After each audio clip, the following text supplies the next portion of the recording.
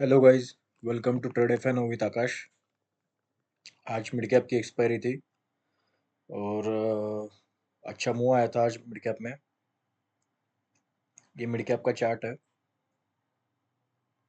तो आज सुबह पहले 1 घंटे में मिड कैप ने 2 बार अच्छा मूव दिया। एक कॉल साइड दिया और दूसरा पुट साइड दिया।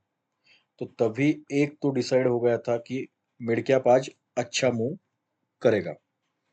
तो सुबह मिड कैप में रिटेलर को कॉल साइड ट्रैप किया। यहाँ पे डे हाई के ऊपर जैसे अपन गए वहां से सेलिंग आई और यहाँ डे लो पे ट्रैप किया।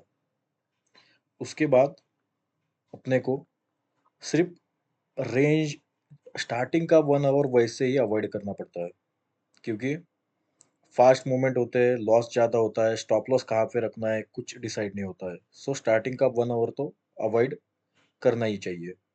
उसके बाद एक रेंज बनी। रेंज कैसे बनाते हैं कि जिस जगह पे मार्केट बहुत ज़्यादा रेजिस्टेंस और सपोर्ट ले रहा है, तो मैंने ये रेंज बनाई। तो यहाँ पे रेजिस्टेंस लिया, यहाँ पे लिया, यहाँ पे लिया, यहाँ पे लिया, यहाँ पे लिया, यहाँ पे लिया, 1 2 3 4 5 6 6 बार रेजिस्टेंस लिया।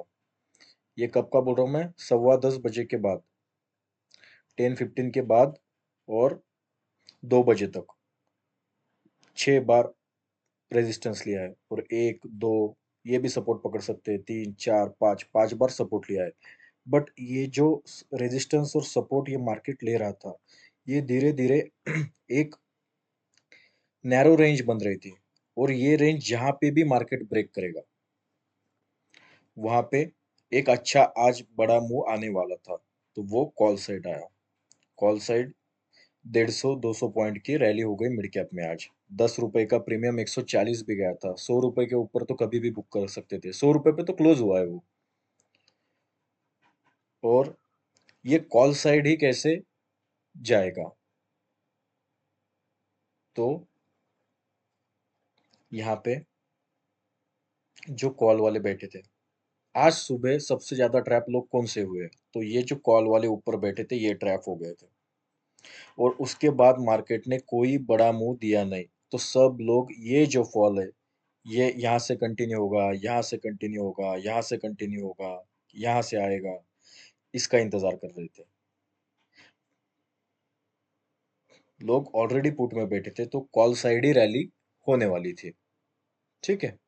तो अगर आपको एक ही जगह पे 4 या 5 6 बार सपोर्ट लेता हुआ या रेजिस्टेंस लेता हुआ अगर कोई चार्ट दिखे, तो वो चार्ट मार्क करके वो चार्ट का जब तक ब्रेकआउट या ब्रेकडाउन नहीं होता है तब तक मार्केट अवॉइड करना है। यहाँ पे 10:15 से 2 बजे तक जिसने भी ट्रेड किया होगा उनका सबका लॉस ही हुआ है।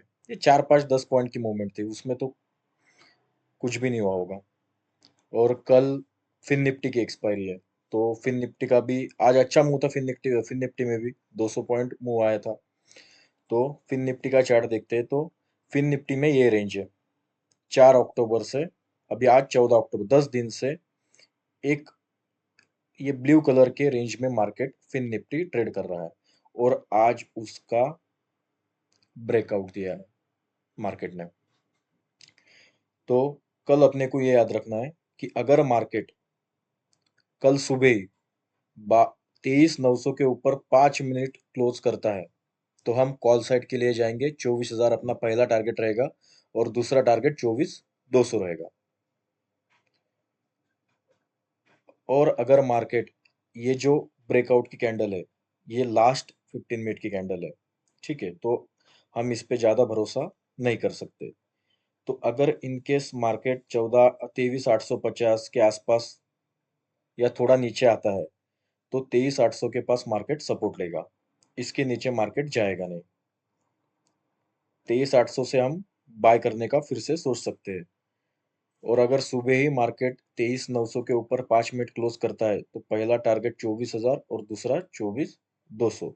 और स्ट्राइक प्राइस, अगर मार्केट 24,900 के ऊपर ट्रेड 23,900 के ऊपर ट्रेड कर रहा है, तो जो भी हम स्ट्राइक प्राइस लेंगे तो 24,000 के ऊपर की स्ट्राइक प्राइस हम नहीं लेंगे।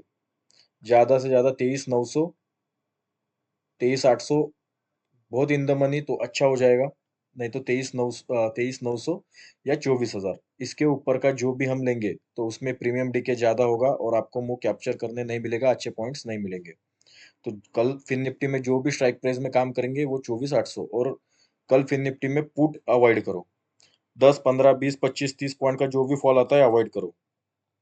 HDFC बैंक स्ट्रांग है, ICICI बैंक स्ट्रांग है, SBI स्ट्रांग है। तो जो भी PSU बैंक सब स्ट्रांग है। जो भी फिन निफ्टी को ऊपर ले जाने के लिए मदद करेंगे वो सब बुलिश है। सो फिन निफ्टी कल बुलिश ही ट्रेड करेगा। तो खाली सिर्फ ध्यान रखना है 23,900, 23,900 अगर टूटता है तो अपने टारगेट आ जाएंगे। और ये अक्टूबर मतलब अभी 15 दिन बाकी है अक्टूबर खत्म होने को, तो ये 3 स्टॉक है जो अक्टूबर और नवंबर में अच्छा मूव कर सकते हैं। पहला HDFC AMC। HDFC AMC कल या परसों 4,520 के ऊपर 5 मिनट या 10 मिनट क्लोज करता है, 5 या 10 मिनट सिर्फ। तो पहला टारगेट 4,650 और दूसरा टारगेट 4,800 और 5,000 भी टारगेट आ सकता है नवंबर तक। पर अक्टूबर में 4,800 तक मुझे टारगेट दिख रहा है HDFC AMC में। सबसे इंपॉर्टेंट है 4,525 के ऊपर डेली क्लोजिंग। अगर ये डेली क्लोज करता है तो फिर 4,800 का मूव आएगा। अगर 4,520 के ऊपर 5-10 मिनट क्लोज करता है तो ये टारगेट तो मिलने ही वाला है 650। ठीक है। दूसरा एल लार्सन एंड टूब्रो। तो लार्सन एंड टूब्रो कल 3,575 अगर ये तोड़ता है, ये लेवल निकालता है तो पहला ही टारगेट अपने को 3,750 मिल जाएगा। ओके। उसके बाद फिर नेक्स्ट लेवल की बात करेंगे। बट अगर 3,575 अगर ये निकलता है तो 3,750 मतलब ये ऑलमोस्ट 200-250 पॉइंट की जो रेंज है वो अपने को मिल जाएंगी कॉल साइड के लिए। ठीक है। और SBI बहुत इंटरेस्टिंग चार्ट है SBI का। SBI में 5 तारीख को, 5 अगस्त को, मतलब पिछले 2 महीने हो गए इसको, 5 अगस्त को 9:15 की एक कैंडल थी, 830 से रिजेक्शन लिया था। तो पूरा मंथ खत्म हो गया पर वो लेवल हमने काटी नहीं। उसके बाद फिर से 6-7 सितंबर को फिर से 9:15 की कैंडल बनी, उसका लो भी अक्टूबर स्टार्ट हुआ फिर भी हम काट नहीं पाए। अभी अगर 810 के ऊपर SBI की 15 मिनट या 1 आवर की कैंडल क्लोज करती है या डेली क्लोजिंग 810 के ऊपर आती है तो वो सेम डे को ही SBI 830 निकालेगा लेवल और हमको टारगेट 880 आ जाएगा। तो SBI में अच्छा मूव आने की पॉसिबिलिटी बहुत ज़्यादा है। 95% पॉसिबिलिटी है कि SBI में बड़ा मूव आने वाला है, क्योंकि ये जो है ये बहुत बड़ा एक्यूमुलेशन हो रहा है यहाँ पे। ये 880-900 तक SBI को अक्टूबर खत्म होते तक ही या ज़्यादा से ज़्यादा नवंबर के फर्स्ट वीक तक 880 या 900 SBI को ले जाएंगे। तो हम SBI पे नज़र रखेंगे। और कल फिन निफ्टी के लिए तो 24,000 के ऊपर कोई भी स्ट्राइक प्राइस में काम नहीं करना है।